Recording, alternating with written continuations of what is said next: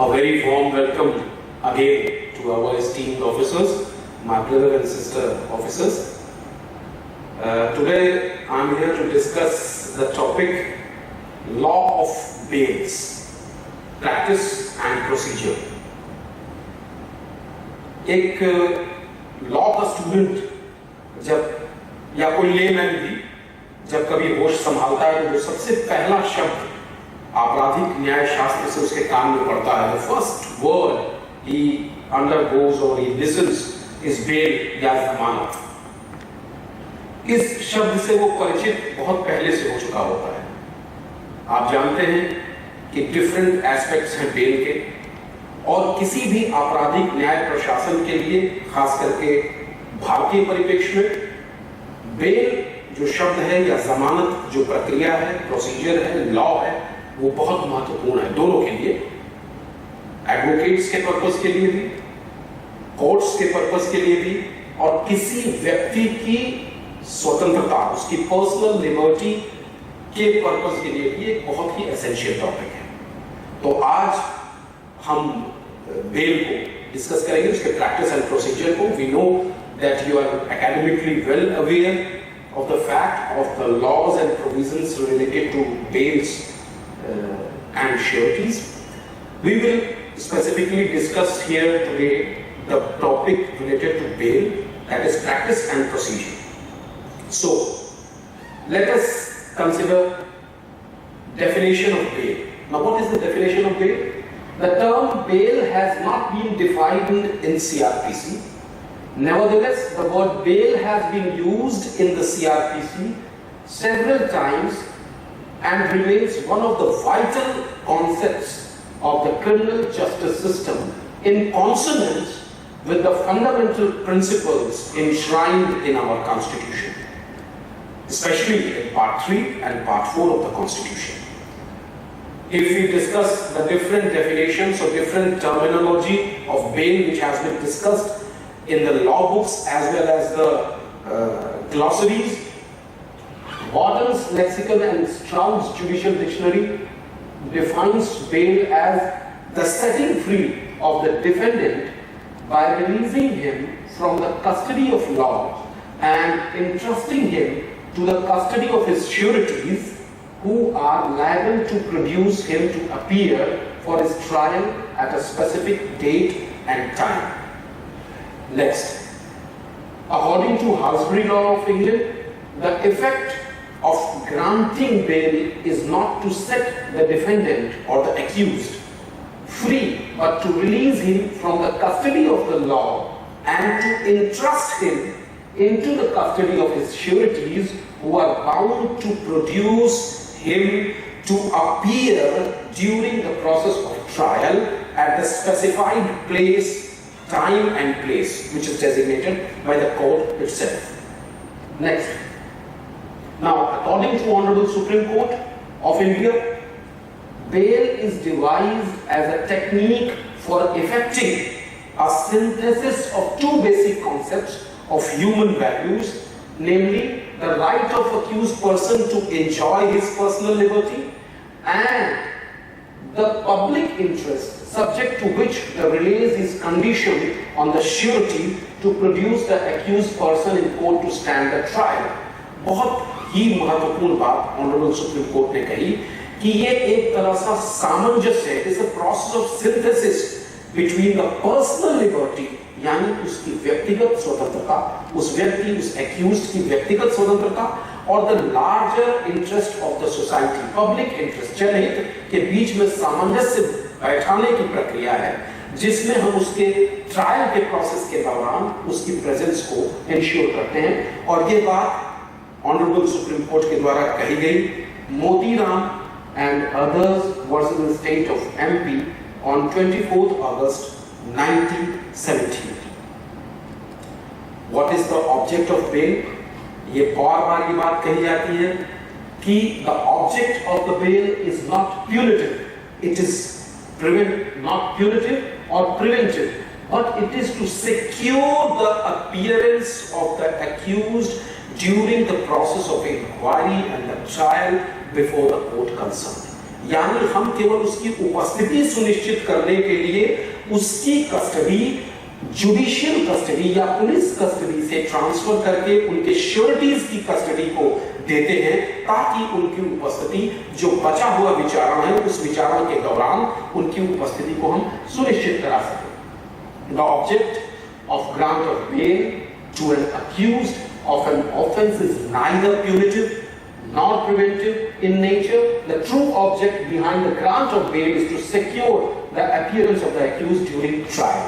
This was decided in Sanjay Chandra versus Central Bureau of Investigation, AIR 2012, Supreme Court 830.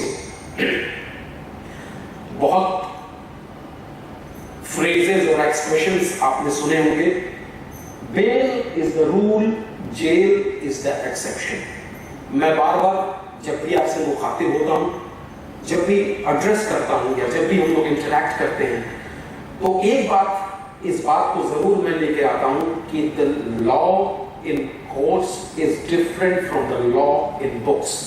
Although the golden phrase is bail is the rule and jail is the exception, परंतु pragmatic approach में आप क्या देख रहे हैं, जो व्यवहारिक रूप से हो रहा है, क्या देख रहे हैं?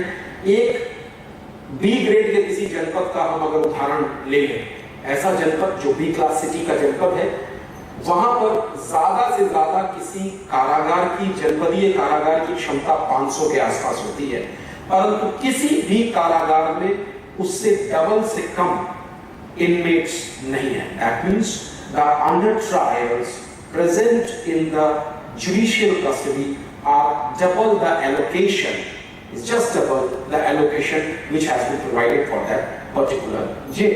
But the rule lies over there.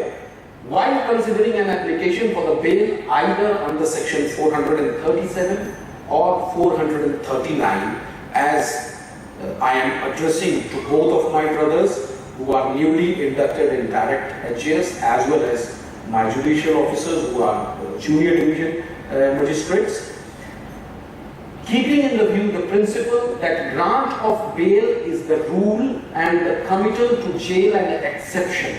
Refusal of the bail is a restriction on a personal liberty of the individual guaranteed by Article 21 of the Constitution. Sanjay Chandra versus Central Bureau of Investigation, AIR 2012, Supreme Court 830 में ये बात कही गई।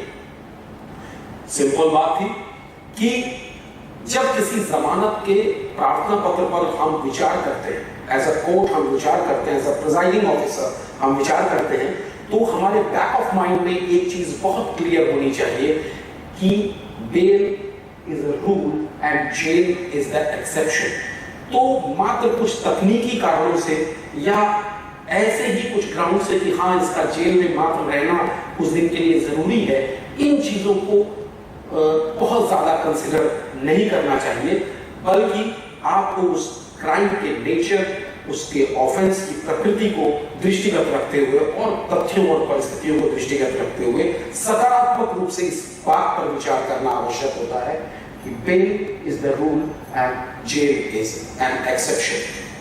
Now, personal appearance or custody of accused must for bail. यहाँ पर इससे पहले कि इस टॉपिक को मैं डिस्कस करूं, एक बिंदु आपसे डिस्कस करना बहुत जरूरी हो जाता है, और वो ये है कि इन कॉमन पैरालैंस जब हम कोर्ट में बैठेंगे, आपके सामने निश्चित रूप से अगर आप मजिस्टीरियल पावर्स को एक्सरसाइज करेंगे और हमारे डायरेक्ट एचजीएस के भी जो हमारे ऑफिसर्स हैं, जब वो ओरिजिनल जुरिसडिक्शन एक्सरसाइज कर रहे होंगे, बीइंग एससी/एसटी कोर्ट और बीइंग अ स्पेशल जज गैंगस्टर और बीइंग अ स्पेशल जज पॉक्सो एक्ट, तो वो भी ये देखेंगे कि अक्सर उनका आमना सामना पुलिस से होता है, और अक्सर फिजा में ये बात लहराती है कि भाई पुलिस और मजिस्ट्रेट के तो सिमिलर पावर है बेल को एक्सरसाइज करने के लिए, यानी जमानत देने के लिए तो हमारे एक पैरेलल पावर्स हैं।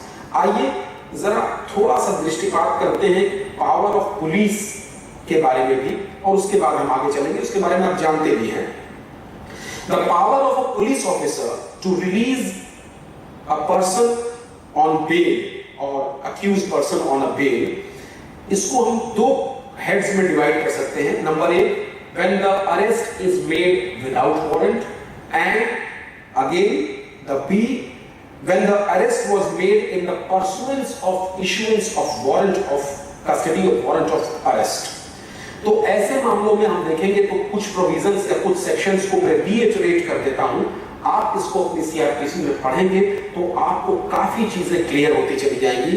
जहां पर सेक्शन 42, 43, 56, 59, 169, 170 और फिर सीआरपीसी का सेक्शन 436 और 37 भी है, जहां पर आप एक कोलैटरल और पैरेलल पावर्स पुलिस के साथ एंजॉय करते हैं. हाँ, वो सारी शर्तें उसी प्रकार से विद्यमान रहेंगी जो कि उस सेक्शन या उस स्टैट्यूटरी कॉम्प्लायंस में अंतर्निहित है. नाउ सबसे ज्यादा महत्वपूर्ण प्रैक्टिस और प्रोसीजर का सवाल ये आपके सामने आता है कि आप बेल सुनने के लिए अधिकृत कब होंगे. किसी भी व्यक्ति की बेल सुनने के लिए आप अधिकृत कब होंगे. बेल सुनने के लिए आप तभी अधिकृत कर हो सकते हैं जब उसकी पर्सनल अपीयरेंस या custody of the accused has been ensured. इसको और हम सिंप्लीफाई कर देते हैं. सिंप्लीफाई करने में आपने अक्सर सीआरपीसी के जो रेलेवेंट सेक्शंस हैं उसमें ये बात सुनी होगी, when the accused is brought before or he appears before the court. Brought before और appears before the court को यदि हम सिंप्लीफाई करते हैं तो brought before the court को हम अरेस्टिंग की पावर कहते हैं, यानी उसको अरेस्ट करके आपके सामने लाया गया हो. और appears before the court हमारे लिए सरेंडर है या आत्मसमर्पण है, जो कि शब्द आप सीआरपीसी में तो नहीं पाएंगे, लेकिन निश्चित रूप से आपके सामने जो भी प्रार्थना पत्र आएगा उसमें आत्मसमर्पण प्रार्थना पत्र या सरेंडर एप्लीकेशन के रूप में आपके सामने चीजें आएंगी. तो यहां सबसे पहले उसकी जमानत पर सुनवाई करने से पहले ये बिल्कुल एश्योर हो जाइए कि वो आपकी कस्टडी में, उस कंसर्न कोर्ट की कस्टडी में वो एक्यूज्ड विद्यमान है कि नहीं है, पर्सनल रूप से उपस्थित है कि नहीं. तो a bail application cannot be entertained, heard unless the accused is in the custody of a court. If the accused is already lodged in jail under some order of the court, the bail application can be heard and disposed of even without physical appearance or the production of the accused before the court. यानी कि अगर वो आपके ही custody warrant पर उस समय jail में है तो भी उसकी जुडिशियल कस्टडी आपके कोर्ट के पर्पस से नोशनल एक्सटेंशन मानी जाएगी, कंस्ट्रक्टिव एक्सटेंशन मानी जाएगी. यानी कि वो आपके कोर्ट के प्रेजेंस में है, वो आपकी कस्टडी में है, और जब वो आपकी कस्टडी में होगा तभी आप उसकी जमानत पर सुनवाई कर सकते हैं. ये डिसाइड किया गया Sandeep Kumar Bafna versus the state of Maharashtra, AIR 2014, supreme court 1745. और जो दूसरा इस मामले में स्टालवर्ट केस है वो है Vaman Narayan versus state of Rajasthan 2009, CRLJ 1311 SC within brackets. Next, accused to be permitted to surrender even without the report from the police. आखिर इस टॉपिक का, इस इशू का अभिप्राय क्या हुआ. आइए इसको सिंप्लीफाई करते हैं.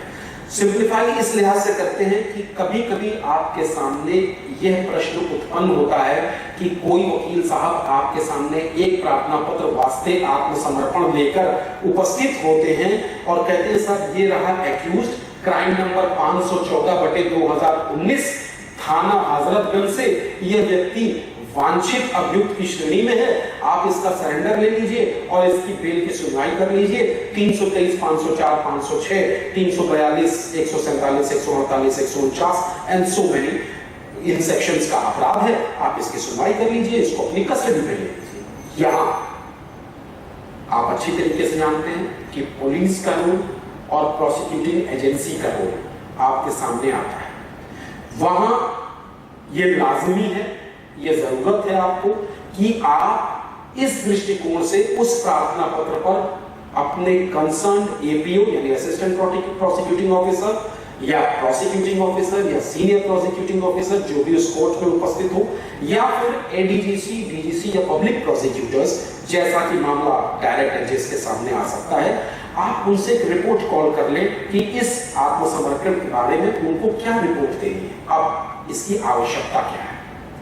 आवश्यकता यह है कि हो सकता है कि किसी व्यक्ति के विरुद्ध किन्हीं कतिपय धाराओं में अपराध पंजीकृत हुआ हो और इसी पंजीकृत अपराध के आधार पर वह आके आपके सामने अरेस्ट सरेंडर कर रहे हैं, परंतु विवेचना की अद्यतन स्थिति में हो सकता है उस व्यक्ति का नाम निकाला जा चुका हो विवेचना से, या 323 और 504, 506 में एक एफआईआर पंजीकृत हुई हो, परंतु धाराओं में परिवर्तन कालांतर में हो गया हो और वो धारा 325 या धारा 326 भी बढ़ गई हो, या हो सकता है 308 या 307 आईपीसी की धारा बढ़ गई हो।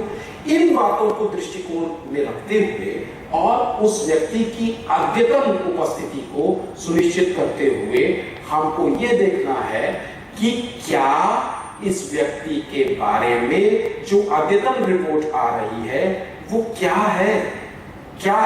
इसलिए हमको ये प्रक्रिया में लाना चाहिए। हाँ, अमूमन इन जनरल पैरालांस हमको रिपोर्ट सीख करनी चाहिए, परंतु यह मैंडेटरी नहीं है।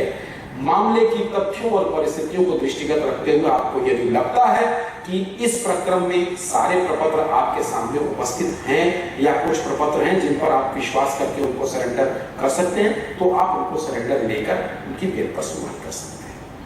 This is decided in Devendra Singh Negi versus the state of UP 1993, ACR 184, Allahabad. Now, relying upon the Constitution Bench decision in the case of Shri Gurbakht Singh Sibia versus the state of Punjab, AIR 1980, 1632 Supreme Court, it has been held by the Bombay High Court that the bail application under section 439 of CRPC is maintainable before the Sessions Court if filed during the period of police remand of accused granted by the magistrate. Session Court cannot reject the application of the bail on that ground only. Bail application should be entertained and considered on merits even if there is order of the police remand. अब यहाँ एक बहुत महत्वपूर्ण प्रश्न उत्पन्न होता है, वो ये है कि किसी एक्यूज्ड की कस्टडी को पुलिस कस्टडी रिमांड में ट्रांसफर किया गया है, यानी वो इस वक्त पुलिस कस्टडी में चल रहा है। इसी दौरान 439 के तहत किसी सेशन जज के सामने ये बेल प्रस्तुत होती है, तो क्या वह उसकी बेल को मात्र इस कारण खारिज कर सकता है, केवल इसी सोल फैक्टर के आधार पर खारिज कर सकता है कि हाँ यह चूंकि उसका पुलिस कस्टडी रिमांड चल रहा है इसलिए उसको बेल नहीं दी जा सकती? तो ऐसा नहीं है।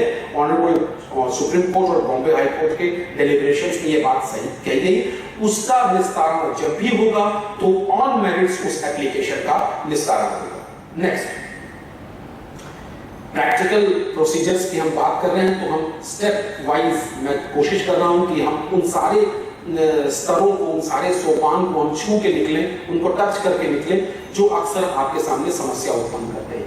अक्सर जमानत पर सुनवाई करते समय जो हमारा डिफेंस लॉयर हैं, लर्नेड डिफेंस लॉयर हैं, वो एफिडेविट्स लेकर आपके सामने आ जाएंगे। वो एफिडेविट्स विक्टिम के भी हो सकते हैं, वो एफिडेविट्स विटनेसेस के भी हो सकते हैं। तो उन एफिडेविट्स के बारे में या और उस एफिडेविट्स का जो कंटेंट है वो ये हो सकता है कि इस एक्यूज्ड के द्वारा ये अपराध नहीं किया गया है या वो ये सम्मिलित नहीं था। तो क्या ऐसे एफिडेविट्स को हम बेल के लेवल पर कंसीडर करेंगे या नहीं?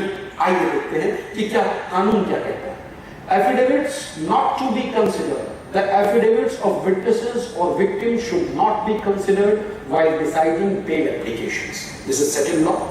Jaswant versus the state of UP 1994, ACC 424, Allahabad High Court. Now, no discretion of court in bailable offences. यहीं पर एक और हम चीज़ों को अक्सर हमारे मन में ये बात उत्पन्न होती है कि अरे नहीं साहब, ये तो 323 504 का ऑफेंस जो बेलेबल ऑफेंस है, लेकिन इसके ऑफेंस से प्रतीत ये हो रहा है कि ये कुछ गंभीर किस्म की चीजें लग रही हैं, तो क्या हम इसमें खारिज कर सकते हैं? ना। जिसमें रिमांड है, जिसमें प्रथम सूचना रिपोर्ट पंजीकृत है, अगर वो जमानती अपराधों की श्रेणी में आता है तो बेल ऐसा राइट कंसिडर होगा।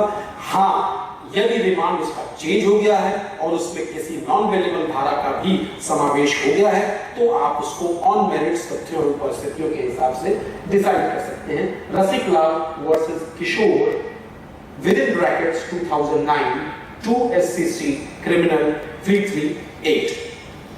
Next, relevant considerations for grant or the refusal of the bail। यहाँ ये बहुत इंपॉर्टेंट पॉइंट्स हैं।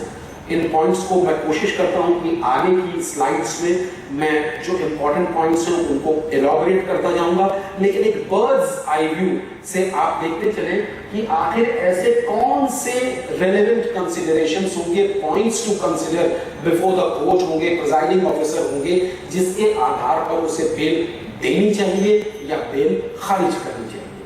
और interpreting the provisions of the bail contained under section 437 and 439 CRPC, the Supreme Court has laid down following consideration for grant or refusal of bail of an accused in a non-bailable offences. Number 8, whether there is any prima facie or reasonable ground to believe that the accused has committed the offence। सबसे पहले तो प्रथम दृष्टया case के बारे में ही आप जानना चाहेंगे कि क्या वास्तव में बन भी रहा है FIR के कंटेंट से ये मामला या नहीं।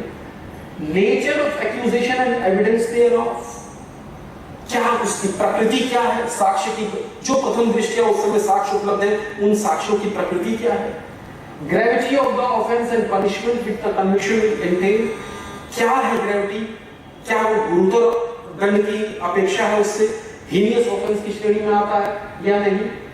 Next, reasonable possibility of securing the presence, क्या यदि इसको जमानत पर फ्री कर दिया जाए तो युक्त संभावना है कि उसके श्योरिटीज उसको प्रस्तुत कर पाएंगे या नहीं कर पाएंगे। Character and behaviour of the accused, means position and standing of the accused in the society, समाज में उसका सामाजिक स्तर क्या है, क्या एक सामान्य रूप से उसका सामाजिक स्तर ऐसा है कि वो उसको बेल देते ही वो भाग जाएगा, या वह आपके न्यायालय के आदेश का अनुपालन करते हुए इंक्वायरी और ट्रायल्स के दौरान वहां पर उपस्थित रहेगा।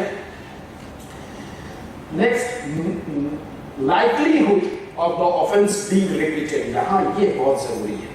हाँ, ये कह रहा था क्या इस बात की संभावना है कि अगर उसको जमानत पर छोड़ दिया गया तो क्या सामान्यतः जिस अपराध के लिए उसका जमानत का कंसिडरेशन हो रहा है क्या पुनः ऐसे ही अपराध करने में संलिप्त हो जाएगा, क्या वो फिर से इसी तरह के अपराध करेगा। Next, reasonable apprehension of the witnesses being tampered with, क्या इस बात की भी संभावना है यदि उसको जमानत पर छोड़ दिया जाए तो वह विटनेसेस को, साक्ष्य को और साक्षियों को प्रतिकूल रूप से प्रभावित कर सकता है या नहीं कर सकता है। Next, danger of course of justice being thwarted by the grant of bail, ये बहुत ही एक्सपैंडेड कॉन्नोटेशन है कि क्या उससे सामान्यतः न्याय की प्रक्रिया को चोट पहुंच सकती है। Balance between the rights of accused and the larger interest of the society, यहां पर कॉन्सोनेंस, बैलेंस और क्या कहते हैं उसको, blending between the personal liberty of the accused or larger or the basic interest of the society यहाँ matter करता है। क्या हम उसमें बैलेंस बना सकते हैं और तब उसके जमानत पर विचार कर सकते हैं।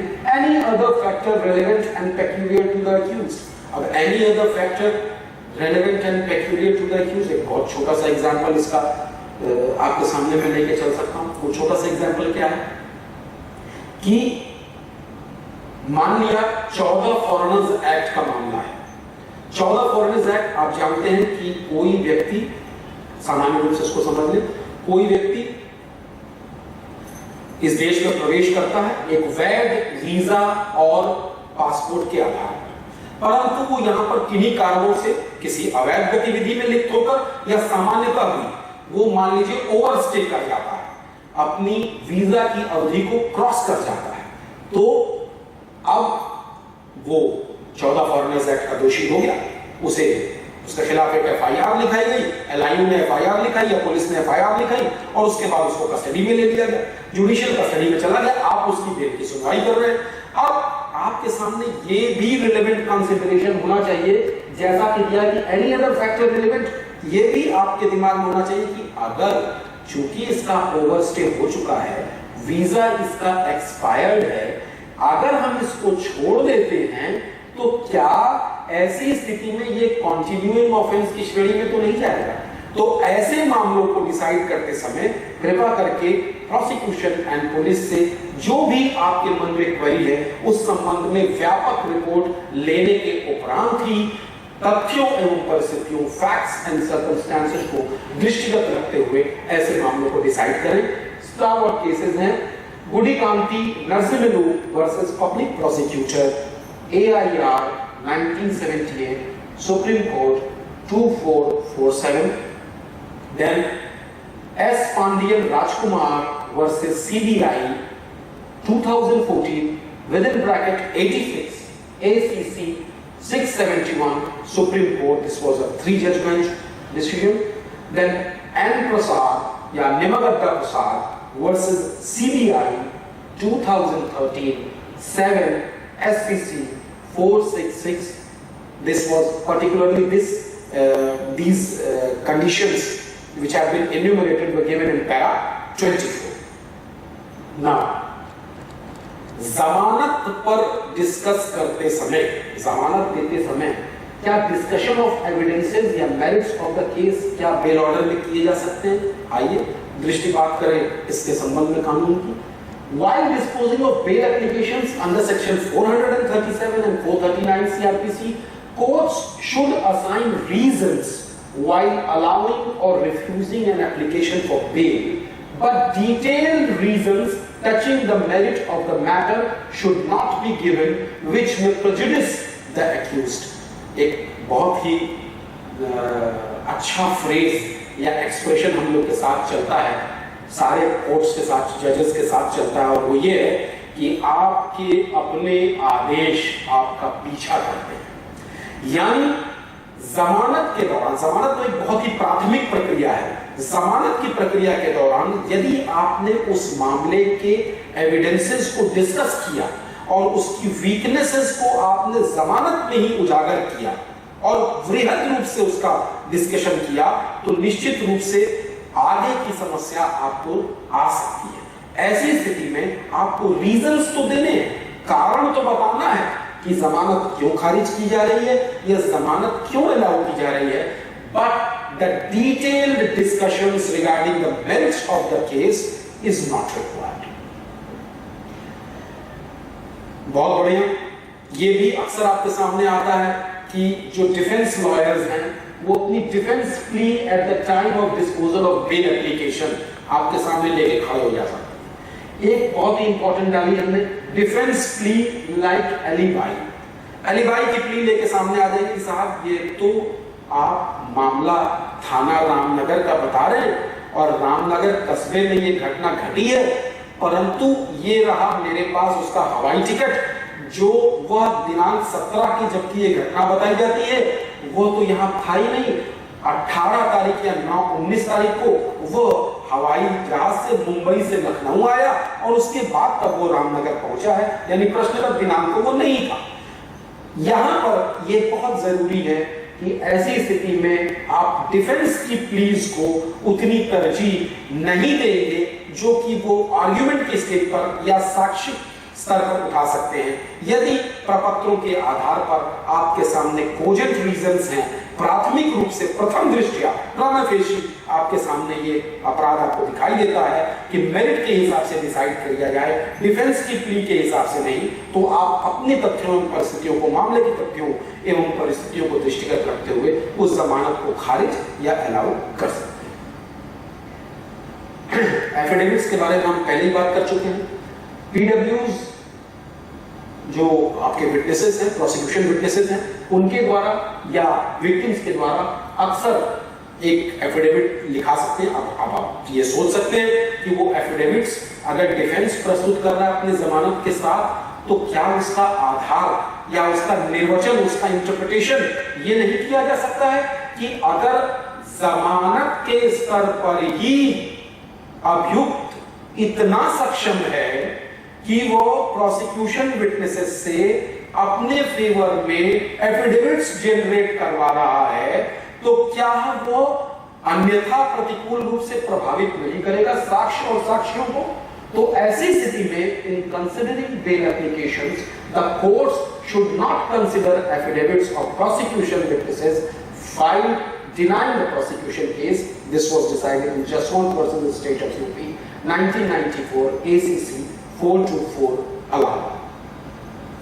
Now, criminal history of the accused and bail. ये बहुत जरूरी है. While granting bail to an accused, the court should also take into the consideration the criminal history of the accused, criminal antecedents of the accused, though always not determinative of question whether bail is to be granted or not, yet their relevance cannot be totally ignored. यहाँ पर मैं इस बात को बताना बहुत समीचीन समझता हूँ कि मजिस्ट्रेट्स के सामने अक्सर 3/25 आर्म्स एक्ट, 4/25 आर्म्स एक्ट, 452, 323, 504, 379, 411 इस तरह के पेक्यूलियर ऑफेंसेस की एफआईआर और कस्टडी में एक्यूज्ड आपके सामने उपस्थित होगा और जमानत के प्रश्न आपके सामने उठेंगे। तो इनवेरिएबली आपको ये प्रयास करना चाहिए ऐसे मामलों में आप उसके आपराधिक इतिहास को मंगाने पर जोर दें, ताकि आप ये देख सकें क्या इसके द्वारा, इस अभियुक्त के द्वारा पूर्व में इसी तरह के अपराध तो नहीं कारित किए गए हैं। वहीं पर मैं पॉक्सो जजेस और गैंगस्टर जजेस के बारे में भी ये बात कहना चाहता हूँ कि जब आप किसी या SC ST जजेस के बारे में भी ये कहना चाहता हूँ कि आपके सामने भी जमानत प्रार्थना पत्र जब पड़ता है तो ये प्रयास करने का कोशिश करें कि क्या इसी तरह के सिमिलर ऑफेंसेस उसकी क्रिमिनल एंटीसीडेंट्स में तो नहीं है, तो फिर उसकी जमानत को खारिज करने या अलाउ करने का वो एक आधार आपके सामने क्रिमिनल हिस्ट्री का हो सकता है। ऐश मोहम्मद वर्सेस शिवराज सिंह 2012 9 SCC 446 में ये डिसाइड किया गया था, और Brijnandan Jaiswal versus Munna Jaiswal AIR 2009 SC 1021 में ये प्रकरण डिसाइड किया गया था। नेक्स्ट, बहुत बढ़िया, अक्सर आपके सामने आएगा। यहां मैं एक और चीज आपके सामने बता देना बहुत समीचीन समझता हूं, आवश्यक समझता हूं। जो भी जमानत प्रार्थना पत्र आपके सामने पड़े, आप इस बात का प्रयास करेंगे कि उस जमानत प्रार्थना पत्र पर और उसके साथ अभियुक्त द्वारा लगाए गए एफिडेविट पर इस बात का उल्लेख होना आवश्यक है कि यह मेरा प्रथम जमानत प्रार्थना पत्र है या यह मेरा द्वितीय जमानत प्रार्थना पत्र है, ताकि प्रथम बिंदु ही, प्रथम जमानत आपके सामने आते ही आपके ज्ञान चक्षु खुल जाएं और आपको ये बात मालूम हो कि आप जिस बेल को कंसीडर कर रहे हैं, उस पर विचार कर रहे हैं, वह बेल क्या प्रथम जमानत प्रार्थना पत्र है या द्वितीय जमानत प्रार्थना पत्र है। अब इसका लॉ क्या है? सेकंड और successive bail applications can be moved only on 2 grounds noted below. क्या वो 2 आधार हैं, वो कौन से 2 आधार हैं जिन पर सेकंड बेल या सक्सेसिव बेल एप्लीकेशन प्रस्तुत की जा सकती है? Number 1, on change of facts और सर्कमस्टेंसेस और चेंज इन लॉ। मुझे नहीं लगता कि इस स्तर पर इन 2 बिंदुओं को आपको स्पष्ट करने की आवश्यकता है। हाँ, जिन बिंदुओं पर प्रथम जमानत प्रार्थना पत्र कंसीडर करते समय आपके द्वारा विचार किया गया है, क्या उन तथ्यों, परिस्थितियों और विधि में कोई परिवर्तन आया है सेकंड बेल एप्लीकेशन प्रस्तुत करने से पूर्व? तो जो पहली डिस्पोज बेल है उस दौरान और सेकंड बेल एप्लीकेशन प्रस्तुत करने के मध्य अगर ऐसे कोई दोनों सर्कमस्टेंसेस उपस्थित होते हैं, तब आप सेकंड या सक्सेसिव बेल एप्लीकेशंस को कंसिडर करेंगे। Findings of higher courts or coordinate bench rejecting the earlier bail application must receive serious considerations at the hands of courts entertaining a subsequent bail application, as the same can be done only in cases of change in factual position or in law।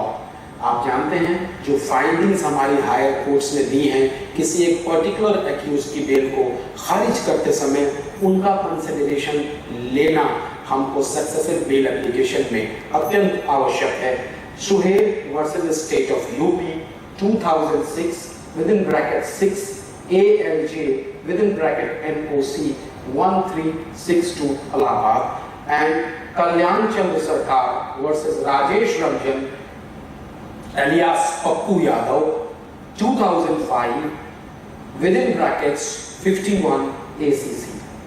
अब सबसे ज्यादा जो प्रश्न आपके सामने आएंगे, खासकर जिसमें कई सारे अभियुक्त जिन अपराधों में सम्मिलित होंगे, parity in bell.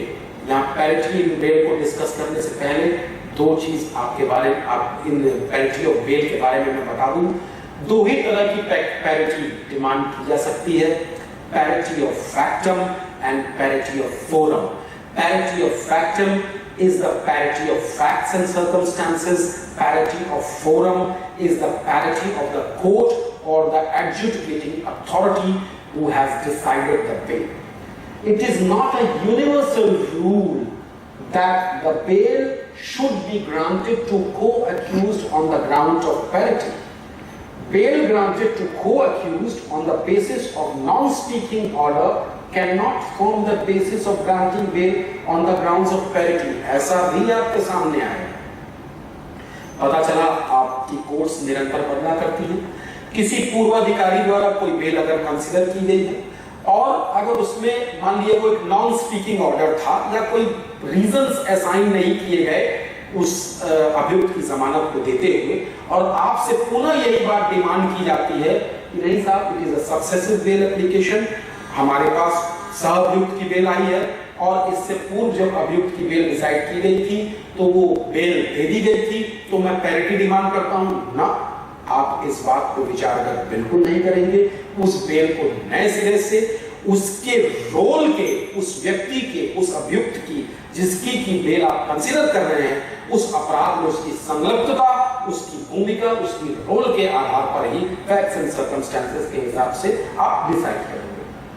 Similar, if a co-accused is granted bail in ignorance or violation of well-settled principles of law of bails, it cannot be the basis of parity। Parity cannot be the sole ground of bail। A judge is not bound to grant bail on grounds of parity। यानी ये आपके लिए बंधन नहीं है, ये mandatory नहीं है कि मात्र पैरिटी डिमांड कर देने से या किसी अभियुक्त की पूर्व में बेल हो चुकी है उसी आधार पर कोई as a matter of right आपके सामने बेल देने की गुजारिश करे या इल्तिजा करे या प्रेस करे। Amarnath Yadav versus state of UP 2009 within bracket 67 ACC 534 Allahabad High Court। Next is Sanjay versus the state of UP 2009 within bracket 67 ACC 190 Allahabad High Court, and Shahnawaz versus state of UP 2009 within bracket 66 ACC 189 Allahabad। Cross cases आपके सामने cross cases के संबंध में भी आएगा। आइए देखते हैं कि क्रॉस केसेस को डिसाइड करते समय बेल पर आपके सामने क्या फैक्टर होना चाहिए। When there are cross cases and both the sides have received injuries and one party has been released on bail, the other party has to be released on bail, as that is the settled view. The question as to which party was aggressor is a question of fact, and that will have to be determined on the basis of evidence that is adduced in these cases। यहाँ पर एक चीज बहुत important मैं आपके सामने share करना चाहता हूँ।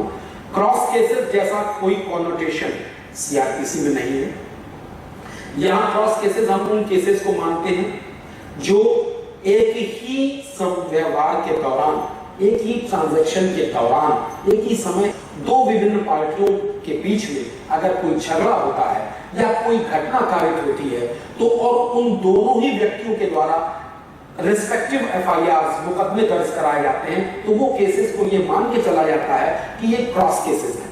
तो अगर तो वो क्रॉस केसेस सिमिलर धाराओं से रिलेटेड हैं, मान लिया दोनों ही तरफ 323, 504, 506, 147, 148, 149 का मामला है तो आप कंसिडर करेंगे। हाँ, ऐसे मामलों को डिसाइड करते समय अगर एक व्यक्ति को आप बेल देने की बात सोचते हैं तो आपको सामान्यतः दूसरे को भी देने की बात करनी होगी।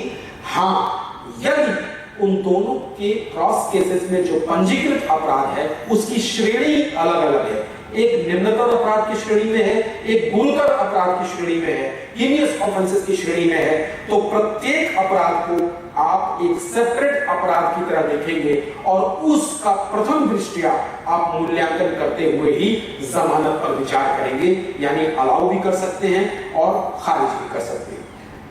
मैं ये बात डिसाइड की गई Jaswant Singh versus state of UP 1977 with in bracket 14 ACC 302 Allahabad. तो बेल प्रैक्टिस एंड प्रोसीजर के बारे में डिस्कस करते हुए हम लोगों ने देखा क्या प्रैक्टिकल एस्पेक्ट्स थे अब तक। तो ये this is the part 1 of bail practice and procedure. Will meet again in our next part, bail practice and procedure, very shortly with you. Thank you.